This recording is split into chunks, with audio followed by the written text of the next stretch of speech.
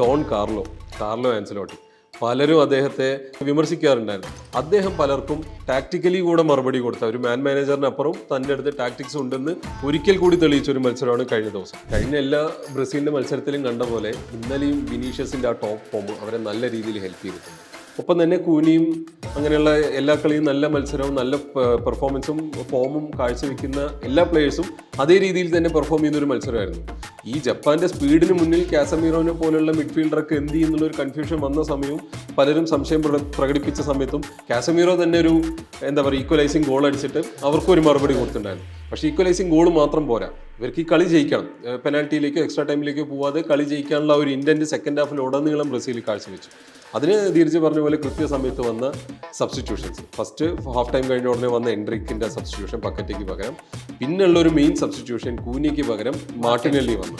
അതും എനിക്ക് തോന്നുന്നു എത്ര പേര് എക്സ്പെക്ട് ചെയ്തിട്ടുണ്ടാവും എന്നറിയില്ല. ഇതിന്റെയൊക്കെ ഒരു ഇമ്പാക്ട് ഭയങ്കരമാണ്.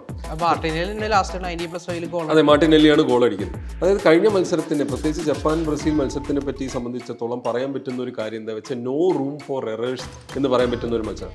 ഏതെങ്കിലും രണ്ട് ടീം ആവട്ടെ എന്തെങ്കിലും ചെറിയൊരു മിസ്റ്റേക്ക് മതി, അത് ഓപ്പോസിറ്റ് ടീം മുതലെടുത്ത് ഗോളാക്കും. മാർട്ടിനെല്ലി അടിച്ച ഗോൾ വരെ ജപ്പാന്റെ ഒരു ലാക്ക് ഓഫ് കോൺസെൻട്രേഷൻ, ചെറിയൊരു മിസ്റ്റേക്കിന്റെ ഭാഗത്തു നിന്ന് വരുന്നതാണ്. പക്ഷെ അത് കൃത്യമായിട്ട് മുതലെടുക്കാൻ ബ്രസീൽ ടീമിന്റെ ക്വാളിറ്റിക്ക് കഴിഞ്ഞു എന്നുള്ളതാണ് ഒരു കാര്യം. Don Carlo Ancelotti.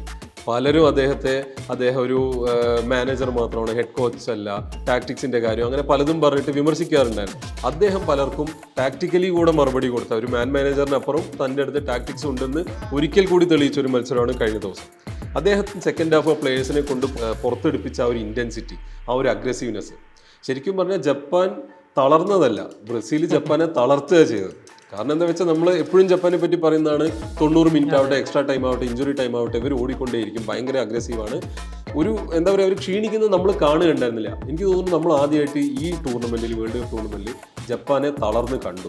കാരണം ഈ എൻട്രിക്കൊക്കെ വന്നതിന് ശേഷം സെൻട്രൽ ഡിഫൻഡേഴ്സ് ഒക്കെ എൻട്രിക്കിനെ ഫോക്കസ് ചെയ്യാൻ പോയതോടെ അപ്പം തന്നെ കുറെ സ്പേസ് ഓപ്പൺ അപ്പ് ആയി.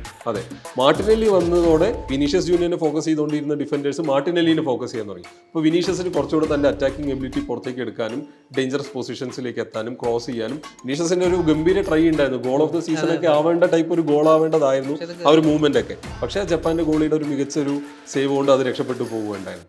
അത്തരത്തിൽ ജപ്പാനെ ശരിക്കും വെള്ളം കുടിപ്പിച്ച, ശ്വാസം മുട്ടിച്ച ഒരു സെക്കൻഡ് ഹാഫാണ് നടന്നത്. അത്ര ഇന്റൻസിറ്റി, ബാക്ക് ടു ബാക്ക് ക്രോസുകൾ വന്നുകൊണ്ടേ ഇരിക്കുന്നു ബോക്സിലേക്ക്. ഡിഫൻഡേഴ്സ് ആവട്ടെ, മിഡ്ഫീൽഡേഴ്സ് ആവട്ടെ, അറ്റാക്കേഴ്സ് ആവട്ടെ, എല്ലാവരും ഇങ്ങനെ ക്രോസ് ഇട്ടുകൊണ്ടേ ഇരിക്കുക.